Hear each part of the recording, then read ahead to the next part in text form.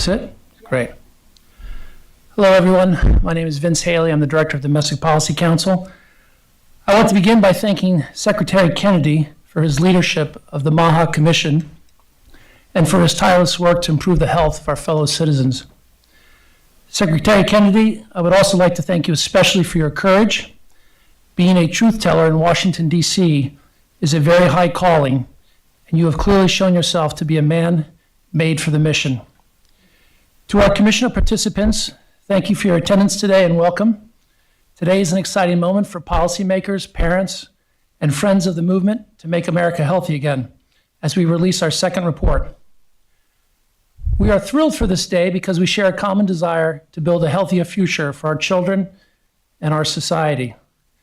Nothing is more important than the health of our children, and we therefore recognize that we cannot accept the disastrous trends toward increasing childhood obesity, diabetes, neurodevelopmental disorders, and other indicators of poor childhood health. The president has cared about these alarming trends for a long time. In a 2023 campaign policy video, President Trump outlined the scope of childhood chronic disease crisis and demanded to know, quote, "What is going on?" He committed, if elected, to establishing a presidential commission to take the problem head on and find solutions. The rest is history. It was only a few months later that President Trump and Robert F. Kennedy Jr. joined forces in an electrifying moment in a Phoenix, Arizona arena. It was one of the biggest moments of the campaign. And it wasn't just because Kennedys are charismatic. It was because Robert Kennedy had run a campaign of ideas. And one of the biggest ideas of Bobby Kennedy's campaign was that the country needed change and reform if we were going to protect the health of our children, because the status quo was all too clearly failing our families. On February 13th, 2025, President Trump signed Executive Order 14212, establishing the Make America Healthy Again Commission to address this rising crisis of chronic childhood disease. This commission has produced two reports. The first report was an assessment in May of the scope of the crisis, and today we issue the second report, the Make Our Children Healthy Again strategy. Today's report outlines a bold framework to improve children's health through 128 targeted directives and strategies. This report is the result of a thorough and robust policy process that relied heavily on the input and expertise of families, farmers, doctors, industry leaders, and innovators. Our commission team met with over 120 groups at the White House, engaged MAHA moms directly, and received countless recommendations from industry and advocates that were thoughtfully considered.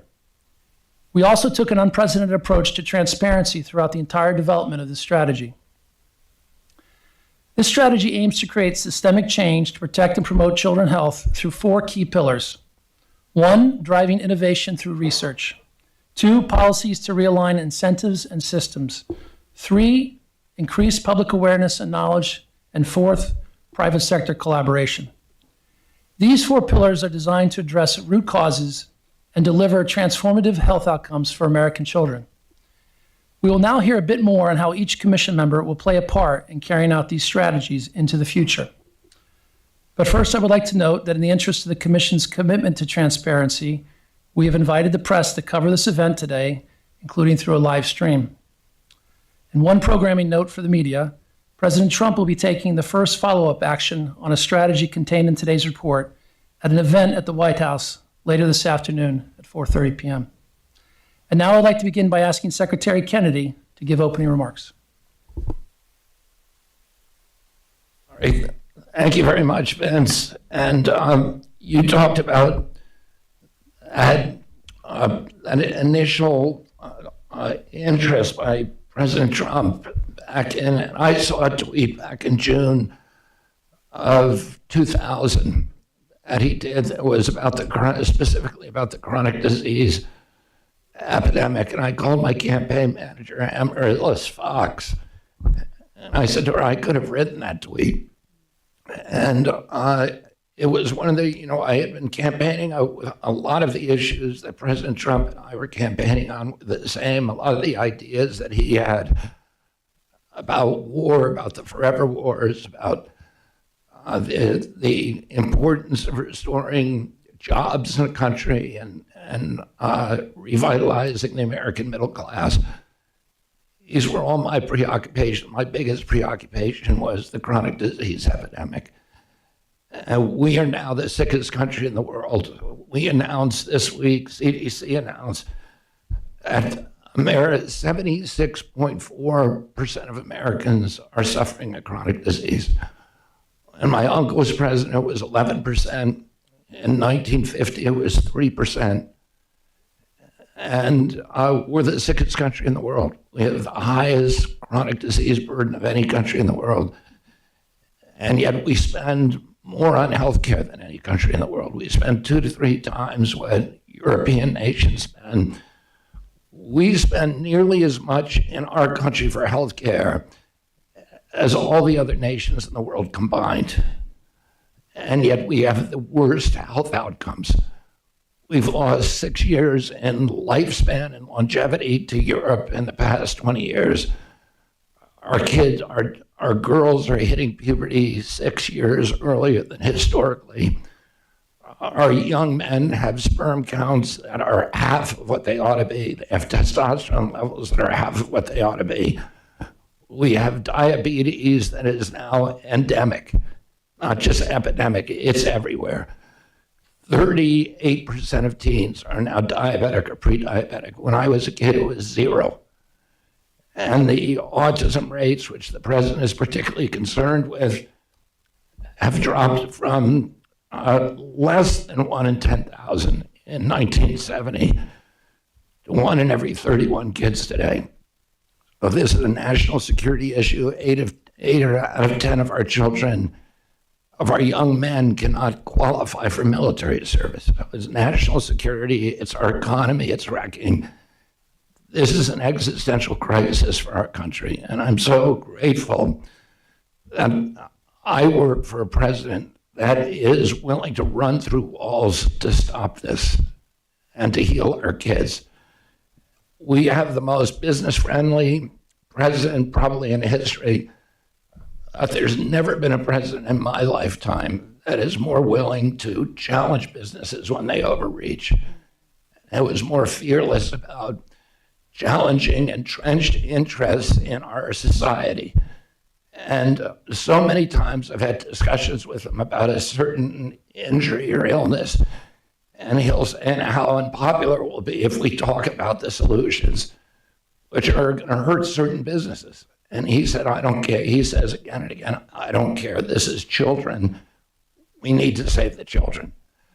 Well, I'm very, very grateful to work for him. I'm grateful that a lot of these 128 recommendations are things that I've been dreaming about my whole life. I've been working for in congressional campaigns and presidential campaigns for other candidates. And they get into office and they say, well, we just can't do it. A lot of these things are things that I never thought about. It came from our discussions. We met with 150 farmers and farm organizations. We met with every kind of stakeholder, with doctors, with patients, with just regular Americans, and with school teachers, with people who are deeply, deeply concerned about what's happening to our children. There's never been an effort like this across all the government agencies. We had historical, unprecedented cooperation among my agency, HHS, with Marty McCary and Jay Bhattacharya, all working hand in glove with each other, working with the other agencies, with Brooke Rollins at USDA, with the U.S. Trade Representative, with Lee Zeldin at EPA, and the other cabinet secretaries. And all of us are aligned. All of us are balancing complex issues with many, many diverse stakeholders. We're looking at economic impacts and health impacts and environmental impacts, and we're trying to make a policy that is going to work. And as I said, we have 128 recommendations, and I'm going to tell you about some of our wins that were accomplished, which are specific items in this report, things that we're going to get done before the end of the year. We have accomplished more already than any health secretary in history. And the accomplishments we're going to have by the end of the year are going to be historic and unprecedented, including removing harmful chemicals from our food, including the 9 petroleum-based food dyes. We'll either have removed them or have committed deadlines to remove them, defining for the first time ultra-processed food, the front of package labeling for ultra-processed foods, requiring nutrition and metabolic health courses in medical schools, something that is not happening except in a very limited way today, closing the grass loophole, improving food for our military, our schools, and our hospitals, updating water quality standards, including PFAS, removing Medicaid quality metrics to measure real health improvements through fitness and nutrition, working across the government to provide more assistance to farmers to support soil health, unleash innovation, and remove the barriers that hamper small farms, reforming SNAP by working with states to remove soda and candy from the program. And I want to thank Brooke for her very, very aggressive work and encouraging states to, which we've gone all across the country, talking to governors and legislatures, to encourage states to file SNAP waiver petitions, establishing, again, front-of-pack food labeling for sugars, for sodium, for ultra-processed foods, reforming infant formula standards, and acknowledging and addressing vaccine injuries. These are bipartisan reforms. Many of them would be unthinkable 2 years ago. We are focusing narrowly on nutrition and metabolic health, food quality, cumulative exposures, gut microbiome, precision agriculture, and mental health. And we're doing all these things with each other cooperatively, and we're doing them very, very quickly. After this event, I'll be going to the Oval Office, make another historic announcement with the president that is part of these recommendations that I think, again, is going to challenge a lot of industries, very, very powerful industries. But the president is fearless. So I want to thank Vince for your leadership on this committee, and I want to thank all of my colleagues in the cabinet, Heidi Overton and Callie Means, who played critical roles in putting this list together. And I want to hand it over to my colleague, Brooke Rollins. Well, thank you, Bobby, and thank you, Vince, and my other cabinet colleague, good friend Lee Zeldin, and everyone here today. It is another historic day, and I know we are really saying that quite a lot, but seemingly every day is unprecedented with continued aggressive and intentional actions to save America. And there may not be a higher calling or bigger priority than saving America through bringing health back to our men, women, and especially our children. It has been an absolute pleasure working with Secretary Kennedy and Administrator Zeldin's teams, along with so many other staff that are here. Our Chief of Staff, Kaylee Buller, is here, and so many of our USDA team that have worked so hard to get to this day alongside the White House teams and with Vince's great leadership and the teams over there. It's a pretty remarkable and historical collaboration. At USDA, we have been honored to be at the table to represent America's farmers and ranchers and rural communities, and to discuss how the agricultural community can work together with the health and the medical community to improve the well-being of our kids and our families. Without President Trump's leadership, we would not have achieved the real and concrete success that we've already seen in making America healthy again. And today's report makes it clear that we really are just getting started. We're at a point where we must do something to correct the chronic health problems that Bobby so eloquently outlined and has done so for some time. When over 75% of America's youth between 17 and 24 years old are ineligible for military service because of obesity, poor physical fitness, or mental health challenges. You have not only a health epidemic on your hands, you have a national security epidemic on your hands. Over 350,000 American children have been diagnosed with diabetes. As MAHA moms, I consider myself one with 4 children. Teenagers, as one of those MAHA moms across the entire country know, behind all of these statistics are mothers and fathers and sons and daughters and neighbors and coworkers. Since my confirmation as Secretary of Agriculture, we have been taking action on this front. As Secretary Kennedy mentioned, 12 states have now been approved historically to implement waivers to restrict the purchase of junk food and sweetened beverages within our food stamp program called our Supplemental Nutrition Assistance Program, also known as food stamps. More have expressed interest, and I continue to call on all states. This was within the first hour of being confirmed and sworn in. We sent letters to every governor in America saying, send us your ideas. We have an epidemic on our hands. And all states, blue and red, to innovate and put the nutrition back in the Supplemental Nutrition Assistance Program. We've also been working very closely, and I have to give great credit to Bobby Kennedy. Whenever we have an amazing ag producer, like most recently our dairy processors, who will voluntarily stand up and say, even though it's probably not great for our bottom line, we are in on making America healthy again. And we will no longer have, and we will begin to remove artificial colors from all products sold to K through 12 schools for this school year. Some of America's largest and best known consumer brands have voluntarily committed and have begun removing petroleum food dyes from their products. This remarkable list includes Tyson Foods, PepsiCo, Smucker, Kraft Heinz, General Mills, ConAgra, Nestle, and Hershey. I am also proud today to announce the issuance of a revised farm-to-school request for applications.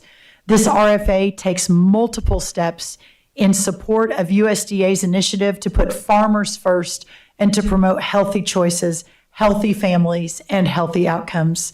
This year's opportunity streamlines the application process, supports expanding access for small family farms to markets, and infrastructure by facilitating connections to the child nutrition marketplace, which is a huge government-funded marketplace with the opportunity to really move the market.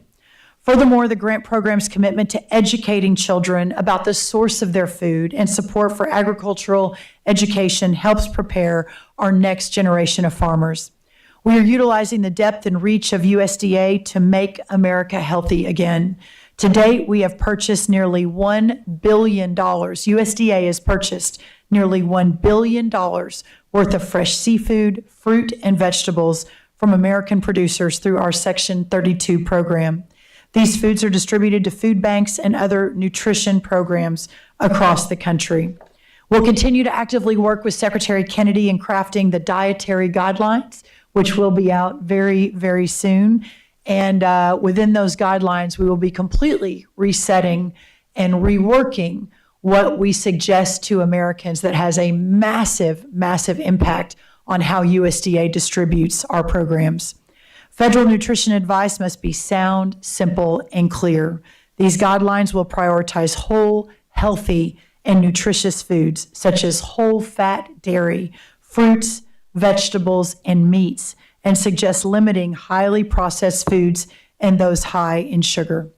President Trump and our colleagues on the MAHA Commission know our current health outcomes, especially for our kids, are unsustainable, and that American farmers are at the heart of the solution. Chronic disease is a challenge in our country. Most American children's diets are dominated by highly processed foods filled with added sugars, unpronounceable ingredients, and additives. We know the American food system is the safest in the world, but now we must do what it takes to make it the healthiest in the world. As the proud representative of America's farmers and ranchers in Washington, second only to President Trump, I am so encouraged by the roadmap that this report presents today. It shows where opportunities exist to improve technology, research, and outcomes. America's farmers and ranchers dedicate their lives to the noble cause of feeding our country and the world, and in doing so have created the safest, most affordable, and most abundant food supply in the world. And now is the time to act. Using the power of the executive branch, the whole of government approach across our entire cabinet in the White House, USDA will continue to deregulate, to research, and to promote solutions that not only improve nutrition programs and their outcomes, but also regenerative agriculture practices and other conservation programs. USDA's upcoming regenerative pilot program is built to address on-farm resource concerns while also providing farmers with usable, outcomes-based conservation plans. Additionally, we will leverage existing funding from research agencies to produce applied science informing farmer decision-making on regenerative agriculture. It is a new day at USDA. Our farmers and ranchers know that I, and most importantly, President Trump, have their back and that their voices will be heard as we continue to promote the work of the Make America Healthy Again Commission. I want to thank President Trump, Secretary Kennedy, Administrator Zeldin, Dr. McCary, Dr. Bhattacharya for their leadership, collaboration, and teamwork, and the rest of the leadership here today. Thank you, and I look forward to answering any questions at the end of the reports. Thank you, Secretary Collins. Now we'll hear the perspective from the EPA, Administrator Lee Zeldin. Well, thank you, Vince. Making America Healthy Again was a mandate that we heard loud and clearly from the American public last November. It's a mandate that the American public demands. I want to thank Secretary Kennedy for his leadership. You could go back decades, try to recap and count the Mile High Mountains he walked over to get to this point today, the mud that he crawled through, the walls that he broke through. His leadership has been imperative throughout this entire process, and I want to thank him, his staff, all of my colleagues who are here, others who were part of this process and aren't here. I think of Stephen Miller, by the way, with all of our MAHA talks with him. A lot of people don't realize that about Stephen. He's a MAHA dad. This effort is an important priority in my role as the Trump EPA administrator and as a member of the MAHA Commission, but also as a dad. Protecting human health and the environment while powering America's comeback isn't just about serving Americans today. It's about ensuring future generations inherit clean air, land, water, and the foundation for healthy lives. The American public can count on President Trump, can count on Secretary Kennedy, and can count on those around this table to help MAHA moms and dads across America not just get the answers they deserve, but know that they have a partner in the Trump administration to do something about their concerns. At the Trump EPA, we are accelerating innovative and vetted crop protection products to enhance an American system of agriculture that is already the best in the world. At the same time, EPA is aggressively confronting and addressing the threat of banned pesticides imported or smuggled into the United States from China and elsewhere. These are highly toxic substances that can be fatal to humans and animals and damage our environment. It is a top priority in line with the Make America Healthy Commission to protect Americans from this threat. This year, the Trump EPA rejected 6 herbicide products from Sharda CropChem because the company's applications had multiple errors, including wrong calculations, studies that didn't match the actual ingredients, and other data problems. When the EPA asked the company to fix these issues, they didn't respond, so the applications were rejected. We can ensure the safe use of the chemicals EPA regulates, not those illegally imported or otherwise proven to be dangerous. The safe use of chemicals is responsible for transporting, building, feeding, and powering the great American comeback. At the Trump EPA, to ensure more timely reviews, we are increasing scientific capacity in our Office of Chemical Safety and Pollution Prevention and Office of Water. We're also looking at new ways to use advanced technology and science to inform decisions. We are committed to ensuring all work conducted by EPA is consistent with gold standard science, including the work of our chemicals, air, and water programs. Together with USDA and in partnership with the private sector, EPA is working to advance precision agriculture. I've seen demonstrations in my travels throughout the U.S. using drones, computer-assisted spray technologies, and robotic monitoring. And by the way, during those travels across the country, especially over the course of these last couple of months, and I heard Secretary Rollins touching on this shortly before we gathered out here, the feedback from America's farmers, heaping praise on Secretary Kennedy, on Callie Means, on Dr. Heidi Overton for all of the meetings, the consultation over the course of these last few months. We've heard it from states all across America, and it really shows just how wide-ranging and thoughtful Secretary Kennedy and his team have been throughout this process. By focusing on working with our partners at USDA and HHS, especially in permitting, crop protection, and agricultural inputs, EPA can directly support healthier outcomes for children. Prioritizing new approach methods moves us away from animal testing and will provide new tools to look at impacts of chemical exposures, including cumulative exposures. This strategy outlines the keys to success from pro-growth policies that advance research to drive innovation, to private sector collaboration and increased public awareness. I look forward to continuing to work collaboratively across the federal family to ensure our kids and our environment are protected. This approach is directly targeted at solving the crisis of America's childhood chronic disease. I want to assure that ultimately the safety, especially that of children, that science and the law will all guide the great work we're doing and we're going to continue to do over the course of this administration.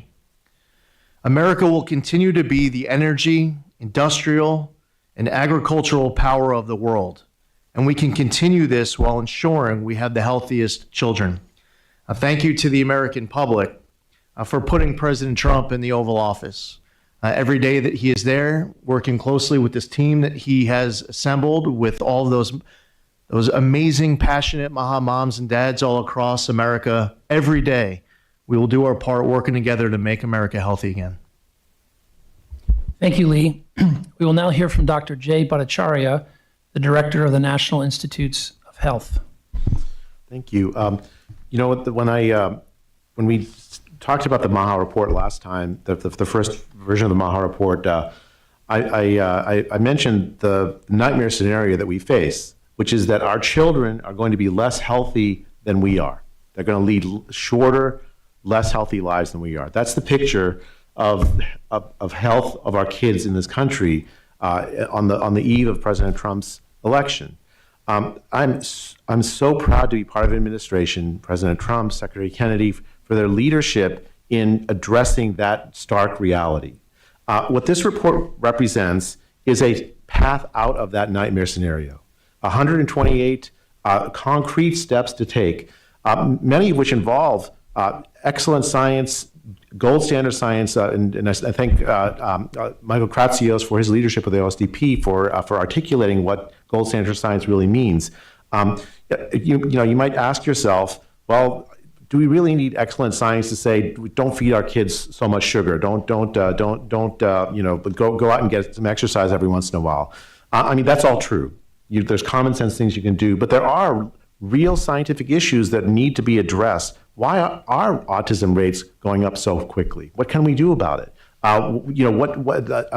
What's the answer for type 1 diabetes for kids? What are the long-term effects of the rising use of antidepressants in children? The problem of ADHD. You can go on and on and on and on. What you have is a picture of real questions that need to be answered with excellent science. Even in nutrition alone, you can go back in history and say, okay, are eggs? You remember when eggs were bad for you? I grew up with a phobia of eggs because apparently cholesterol is bad, but now they're a superfood. I don't know if everyone's read my friend and colleagues Marty McCary's book, Blind Spots, but what it lists is essentially a category of a catalog of scientific failure because they haven't addressed the key questions that American parents that really want answered. How can we keep our kids healthy? What we have in this report is a commitment of this administration to address those questions with gold standard science and to provide answers to them so that when we look back years from now, we'll say this was the dark days. And in fact, now America's children will look forward to a brighter future, healthier, and will live longer lives than we at the table will. Thank you. Thank you, Jay. Now we'll hear from Dr. Marty McCary, who is the Commissioner of the Food and Drug Administration.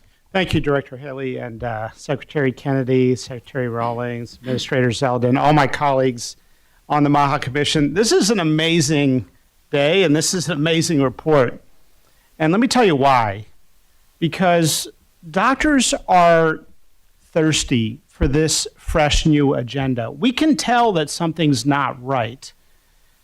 We've done a terrible thing to doctors in this country. The healthcare system has put them on a hamster wheel where we are treating, we're prescribing, we're operating. I was on this wheel. And then we code and we bill and we're measured by our throughput. And we do get inspired by the might of modern medicine and the drugs that we can prescribe, but sometimes we leave demoralized. The more pancreatic cancers we removed, the more pancreatic cancers there are. The more pain meds we prescribe, the more pain there is. The more GI meds we prescribe, the more abdominal pain there is. I'm not suggesting it's causal, but the medical community is thirsty to talk about the root causes that we don't talk about because historically they've just not been a part of the NIH agenda until now. The NIH funding agenda sets the agenda of research in every university hospital in the country. And we've not talked about these big issues until today. And that's why I got off the hamster wheel and responded to this vision of Secretary Kennedy and President Trump, and I'm very grateful. Now, for the first time, we're talking about the microbiome and food as medicine and micronutrients and soil and microplastics and all sorts of topics that we know are central to the health of kids. Screen time. Well, we're doing our part at the FDA. And I'm just going to run through a quick list of what we've done. I've been there 5 months, but we are doing everything we can to contribute to the MAHA agenda. On the food side, we've worked closely with USDA. We took the action on petroleum-based food dyes, approved natural dyes, 4 already this year. Typically, the FDA would approve 1 or 2 every several years. We approved 4 in the last 5 months. Took action on the GRAS standard, changed the BRICS requirement for sugar with orange juice, allowing more American oranges to be used for orange juice instead of importing oranges as frequently as was required by this arcane regulation. Initiated a chemical review. We're working with USDA to change the broken food pyramid, maybe one of the greatest sources of misinformation in modern American history. We're ending the 50-year war on natural saturated fat. Remarkably, schools, by regulation, are not supposed to have a certain amount of whole milk. That makes no sense scientifically. It's been a nutrition guidance by the government based not on evidence, but on dogma. And so we're challenging medical dogma, challenging dogma on infant formula. Another one of our big goals is to deliver more cures and meaningful treatments to the American public. And so we have taken action to reduce animal testing, to speed up the time for approvals in synchronization with EPA, also taking action to reduce animal testing. It's the right thing to do. We began a national priority review pilot. We're going to get decisions out in weeks instead of nearly a year. We're going to see amazing, meaningful treatments, I believe, in the next year and 2 years that are going to blow people away because of this new pilot program. We started a pre-check program to promote the domestic manufacturing of medications as a national security issue. We're ending conflicts of interest on expert panels. We are setting clear, transparent vaccine regulation for the COVID vaccine. We're using gold standard science and common sense. We've removed regulation for gene therapy, had an amazing roundtable on cell and gene therapy. Last week, we made all of our rejection letters public. If we don't accept a drug, the public deserves to know why. So for the first time in history, those letters are public, so the public can see it and keep us accountable. We are focused on rare diseases and incorporating AI. We are making adverse events disclosed on a daily, real-time basis. And we took action on concentrated fluoride for babies that is affecting the microbiome. And we're just getting started. We're also very focused on the opioid addiction crisis. It's not over just because there's other news. We have draft guidance for non-opioid pain medication that is going out tomorrow. We've taken action on 7-OH and opioid in most vape stores in America. We're calling it out, initiating the scheduling at DEA. We are talking about vape stores, trying to educate parents. We have now issued a number of statements on gas station heroin, and we are finally changing the label on OxyContin, which is long overdue. So with that, I just want to say thank you for the privilege of being a part of this incredible commission. I think this is an incredible day for the medical community in the United States, so thank you. Thank you, Marty. We'll now hear from Jim O'Neill, who is the deputy at the HHS. Thank you. All Americans deserve to be healthy, and we're going to get there. And this commission and this team of agencies is going to help us achieve the goal of making America healthy again. And I'm very grateful to President Trump for giving us that mandate and this commission.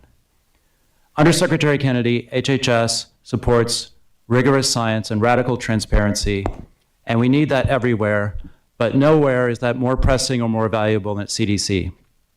Over the past 15 years, sadly, CDC presided over rising chronic disease and flatlining longevity. And trust in our public health agencies collapsed. Together, we're working to refocus CDC to its original 1946 mission of protecting Americans from infectious disease. I don't think that's working. To do so, we must earn the trust of the public through integrity and radical transparency. We know chronic disease made COVID especially deadly because of the interaction between infectious disease and chronic disease. Tools that are meant to fight disease, such as vaccines, antibiotics, and therapeutics, can save lives, can also trigger adverse events in some patients. And that truth must no longer be denied or distorted. We're bringing transparency and research to this critical connection. We're also investigating the health effects of substances, including microplastics, fluoride, and PFAS. Several childhood cancers have rising incidence among American children, likely due to changes in diet or the environment. CDC has set up a nationwide childhood cancer environment program, a pediatric cancer training initiative to address the knowledge gap about hazardous exposures and childhood cancer among pediatric oncology providers. We're researching the connections between pediatric oral health with chronic disease and cognitive development. We're also reviewing financial links between our science agencies and food and pharma companies. We require more transparency to prevent regulatory capture and fund independent research that is objective and unbiased. Heart disease, diabetes, obesity, and other diet-related illness kill 7 out of 10 Americans. Nutrition drives disease, and it must be at the core of our response, beginning with medical education. We're reviewing and updating regulations on healthy food in hospitals. Following the release of our new dietary guidelines, which we're developing with our friends at USDA, Head Start will promote healthy breakfast and lunch for our nation's most vulnerable children. I would like to thank all of our peer agencies here, OSTP, CEA, Department of Agriculture, DPC, EPA, for working with us on this commission, on this report, and on all of these important projects. New and better science can help Americans to make better choices to prevent and treat infectious disease and chronic disease, and to lead longer and happier and healthier lives.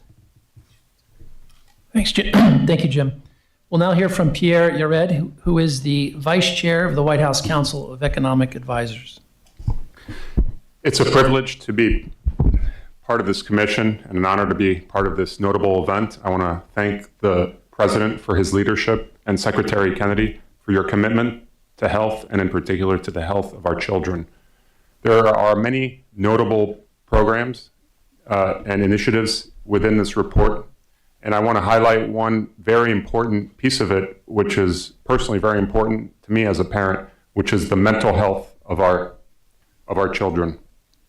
We are in a very serious situation when it comes to mental health. Based on various metrics, depression, anxiety, suicidal thoughts, we have seen a deterioration of these measures over the past decade. And this is an unacceptable situation. Mental health issues are the #1 cause of death for our teenagers. And this is a very significant problem that our nation must address. This report highlights numerous initiatives to address this issue. In particular, it highlights the importance of collecting and creating an infrastructure of data for various researchers in order to better understand the causes of this mental health crisis and focus on the types of solutions.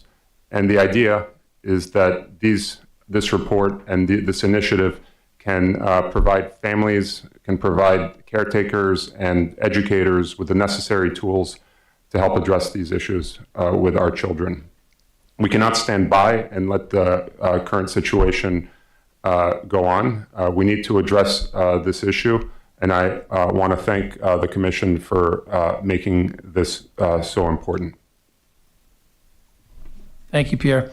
We'll now hear from Michael Kratsios, who is the Director of the White House Office of Science and Technology Policy. Thank you so much, Vince, and thank you, Secretary Kennedy, for hosting us today and for your leadership in making the health of the American people a priority for this administration. The Make Our Children Healthy Again strategy report is great, and I'm thrilled to be celebrating it with you and other colleagues here today. One of my primary tasks as the White House OSTP Director is overseeing the execution of the President's vision for U.S. leadership in artificial intelligence in ways that benefits all Americans. I am very thrilled that our MAHA strategy makes the integration of AI in cancer treatment a priority for HHS research. I truly believe that, trained on the appropriate data sets, the statistical pattern recognition that constitutes our cutting-edge AI models will revolutionize early diagnosis, personalized treatment planning, real-time health monitoring, and preventive care in ways that will really transform patient outcomes for Americans of all ages, but especially for America's kids. I'm very confident that AI will be a critical part of preventing and treating pediatric cancer because it's already being used to fight cancer in adults.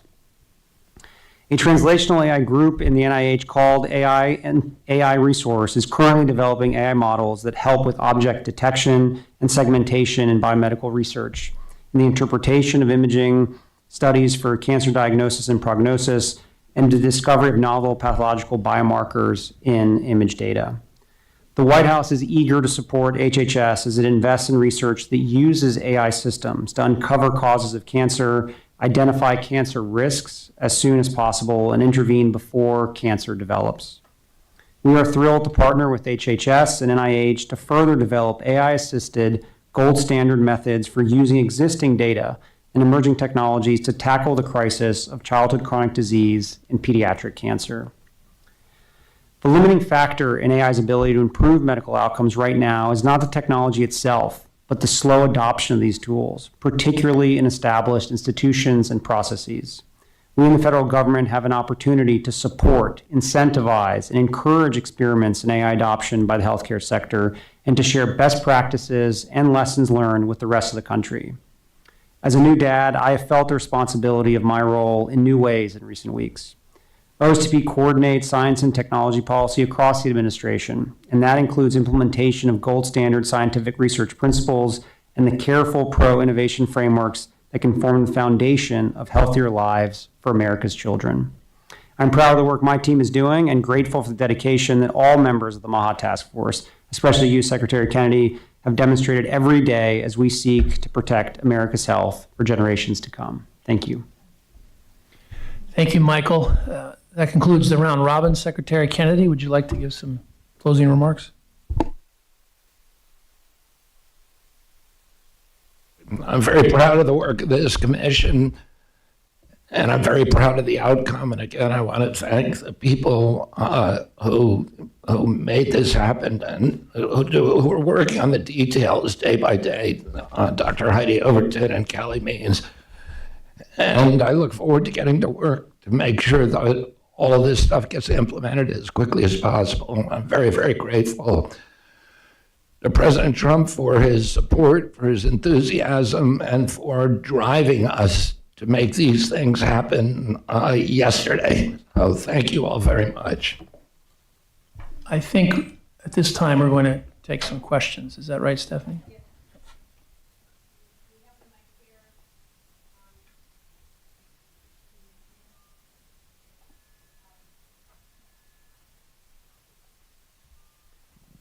Hello?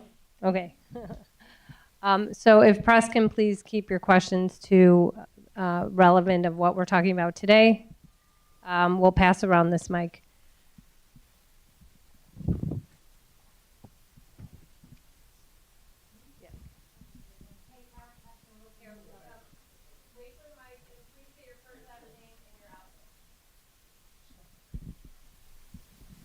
Hey, Kara Castronova from Lindell TV.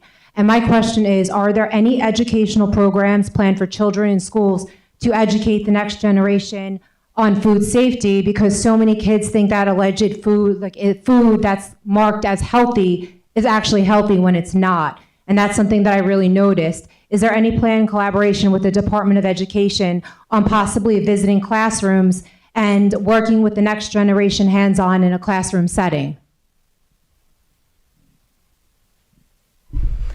Yes, absolutely. We're actually going to use the President's Council on Sports, Fitness, and Nutrition to partner with the Department of Education, HHS, USDA on a Healthy Schools campaign that will provide that education in our schools starting this fall.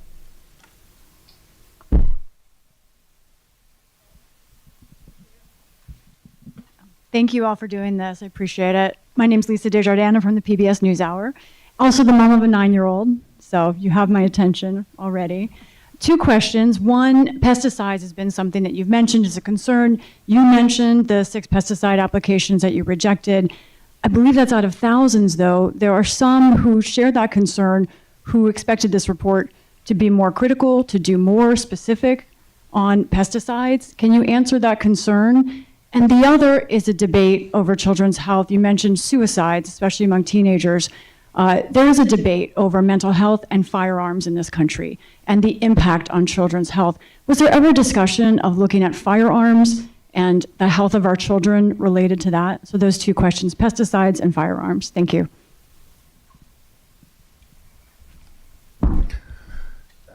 I'll answer the question. The firearms question, we're doing research. You know, the firearms question is a complex question, and it's not an easy question. The violence is what we're concerned with. This sudden onset of violence that began in the 1990s, where people would do something that has never been happened in history, which is somebody walks into a school or a church or a theater and starts shooting strangers. We had lots of guns when we were kids. We had comparably the same number of guns. Nobody was doing that. We had gun clubs at my school. Kids brought guns to school and were encouraged to do so. And nobody was walking into schools and shooting people. So, and this is not happening in other countries. Switzerland has a comparable number of guns as we do, and the last mass shooting they had was 23 years ago. We're having mass shootings every 23 hours. Oh, there are many, many things that happened in the 1990s that could explain these. One is the dependence on psychiatric drugs, which is, in our country, is unlike any other country in the world. It could be, there could be connections with video games, with social media, or a number of things, and we are looking at that at NIH. So we are doing studies now. We're initiating studies to look at the correlation and the connection, potential connection between over-medicating our kids and this violence, and these other possible co-founders as well. Your other question?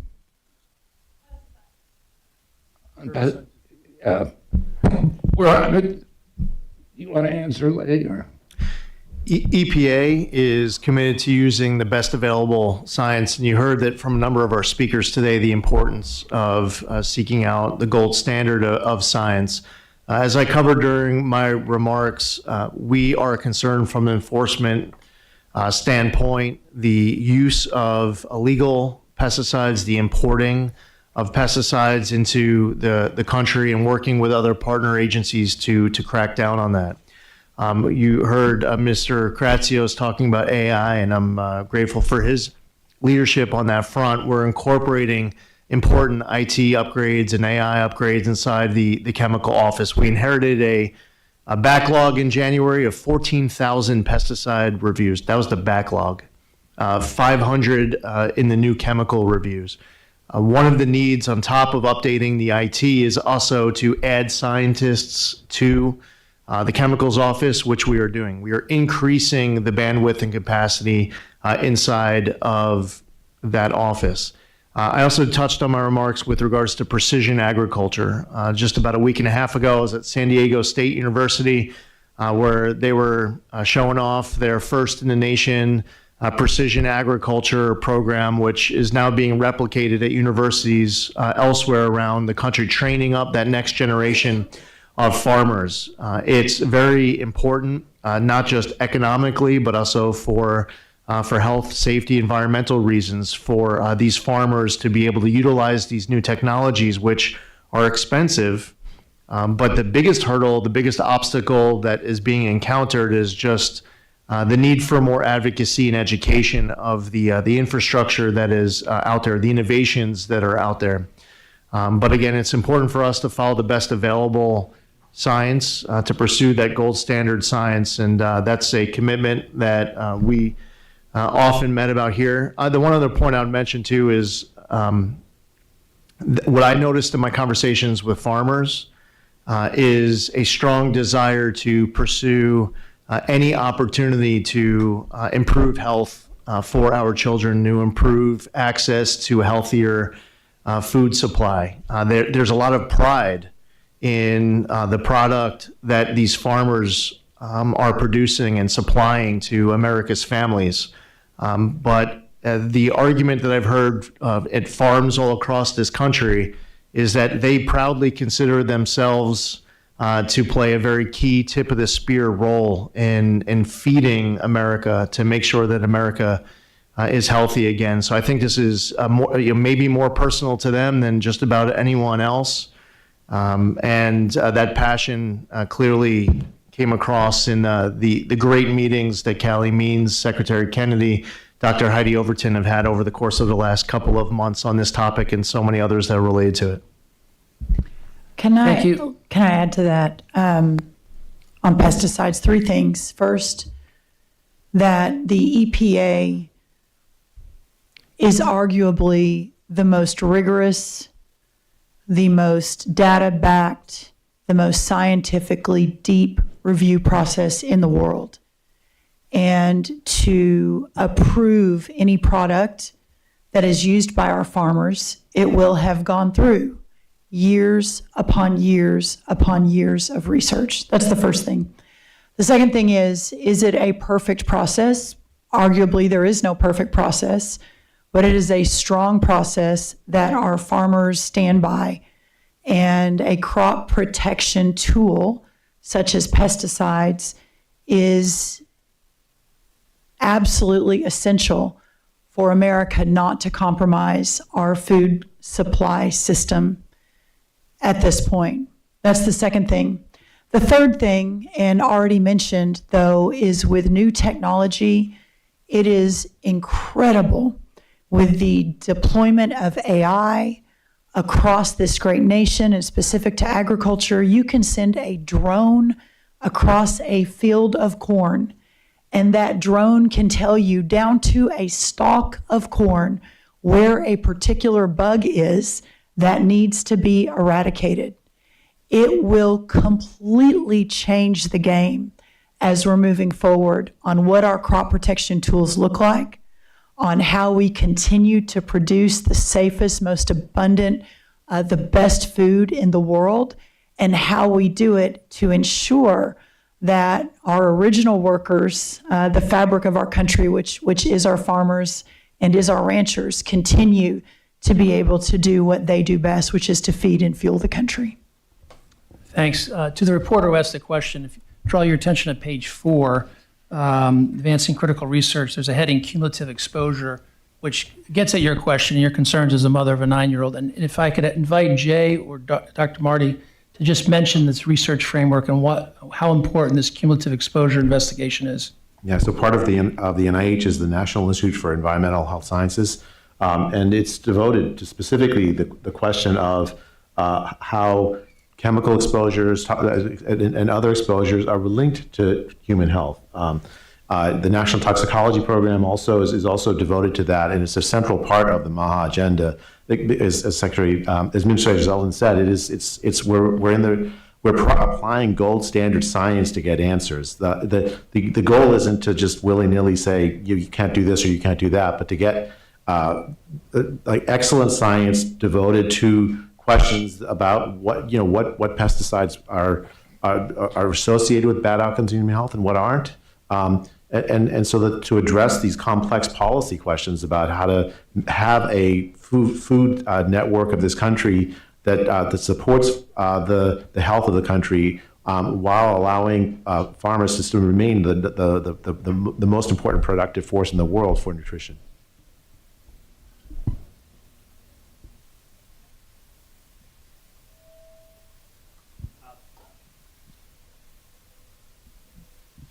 Thank you, Secretary Kennedy, for your leadership to taking us to this historic moment.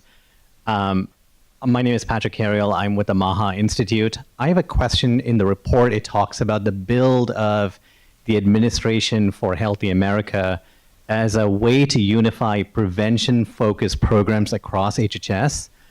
I was curious if you can share a little bit about the timelines and also how would you view the success of that overall program?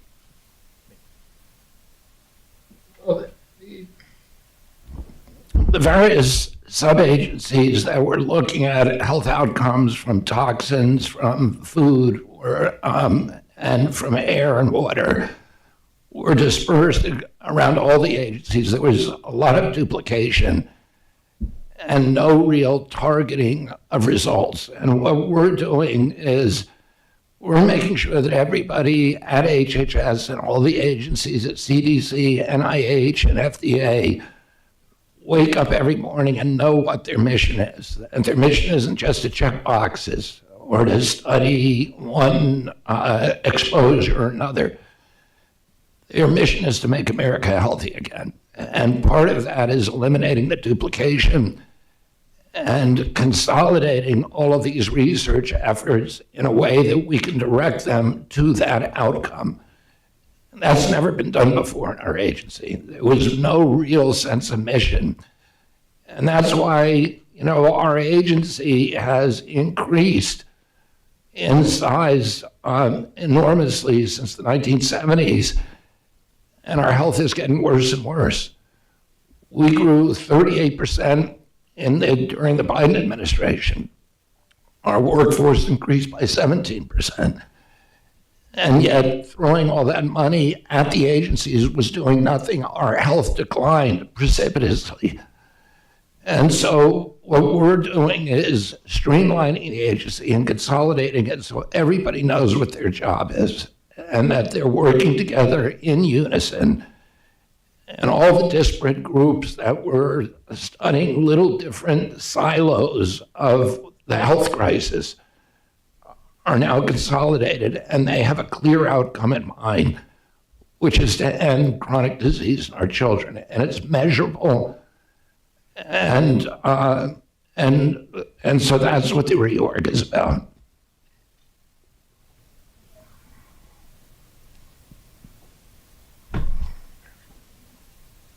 Are you holding it? Oh, all right, thank you. Hi, thank you so much for hosting this. Amanda Seitz with the Associated Press. Secretary Kennedy, the report lays out some changes for vaccine injuries and how those will be investigated. Can you expand more on how that process will look differently than it already does, since the government does investigate vaccine injuries currently? Yeah, there has been no investigation of vaccine injuries in the past. The knee-jerk reflexive reaction to by the agencies toward people who said that they had vaccine injuries, or to doctors who said my patient was injured, was denial that this isn't happening. And every medication has side effects, and they cause injuries that are rare. The people who are injured deserve the same kind of care and consideration that we give to anybody who's injured in this country. And, we have thousands of reports to VAERS, the Vaccine Adverse Event Reporting System, of people who say that they got a vaccine injury. One of the things we've learned in our investigation is that about 80% of the people who contact the Vaccine Adverse Event Reporting System, because they've made it so difficult to report a vaccine injury, that they give up before the vaccine injury, before reporting it. Doctors are discouraged from reporting it. They're not compensated. It takes them about 30 minutes on average to report an injury, and they're not compensated for it. And they also have disincentives from reporting it. We're changing the system. We're going to make sure that there's a system. Right now, the CDC's own study of their only surveillance system, their study of it in 2010, found that it collected fewer than 1% of vaccine injuries. It's over 99% of vaccine injuries go unreported. And CDC actually developed a machine counting system in 2010 that was collecting 90 or 95% of vaccine injuries, but they shelved it. And they kept this old system that everybody has recognized has been broken for 50 years. It's never worked. And because vaccines are the only medication or medical product that is exempt from pre-licensing safety testing, it's very important to have a post-licensing surveillance system where you're going to see the vaccine injuries. Under the current system, most of those vaccine injuries will remain invisible, and we will not be able to understand the risk profile of those products and do something about it. None of the people who reported injuries are ever followed up with. We're going to start following up and find out what kind of genetic vulnerabilities, what kind of other vulnerabilities they have. We are recasting the entire program so that vaccine injuries will be reported, they will be studied, and that individuals who suffer them will not be denied or marginalized or vilified or gaslighted. They will be welcome, and we will learn everything that we can about them so that we can improve the safety of these products.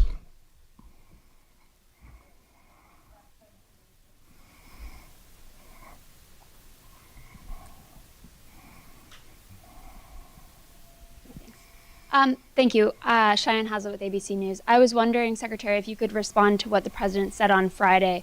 On the same note here, he said there are vaccines that just work, pure and simple. I was wondering if you disagree with those comments he made on Friday, and if you could tell us more about your plans on the host of vaccines outside of just the COVID vaccine, if you have plans to change any of the rules around those vaccines and access to them. There's a committee, the Advisory Committee of Immunization Practices, is reviewing the science on every vaccine. They're reviewing the reports in the Vaccine Adverse Event Reporting System and in the scientific literature. And they will be reviewing vaccine recommendations. So, that is something, there's a panel of experts. It's going to meet again, I think, on September 18th, and they're going to do a real gold standard scientific review.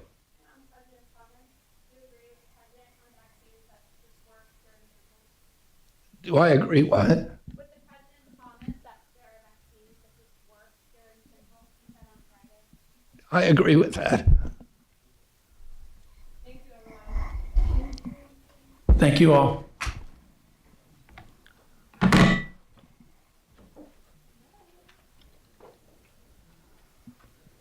Hey, thank you, Brooke.